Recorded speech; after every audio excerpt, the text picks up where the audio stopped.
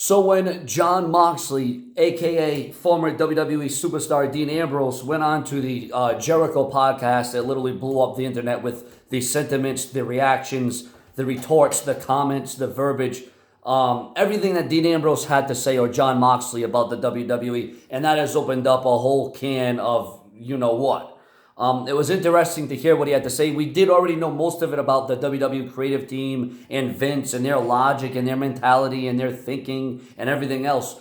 But with all that, with what Dean Ambrose or Jon Moxley said on the Jericho podcast, there has been a lot of rumors and news and headlines about everything that's been going on about Dean Ambrose. And quite frankly, now there is backstage talk coming out of the WWE about that podcast that Jon Moxley had with Chris Jericho that once again literally blew up the entire internet. Things are being said. People backstage in the know, as seen on multiple dirt sheets, websites, and newsletters, people in the know say that they actually agree with the sentiments of Dean Ambrose and they agree with what went down and how things were changed and how things were different and the vibe and the aura and everything else. They agree with all that. But there are also some that actually don't agree with what went down with Dean Ambrose. And some don't agree with what Dean Ambrose did and the way he went about things. But again, with the way Dean Ambrose described things, it was a big cluster of a you-know-what.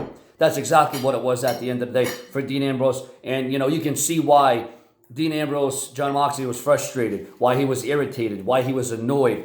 The things that were making him say verbatim. I mean, it was just ridiculous. But it's good to know that some in WWE agree and are on the side of Jon Moxley. Now you got Chris Jericho and Dean Ambrose, who were two former world champions in WWE. Now you have two former world champions who are out of WWE, and they are in AEW. And AEW could provide to be viable competition to the WWE. Make no mistake, and I'm even still supporting Dean Ambrose with the Never Apologize t-shirt.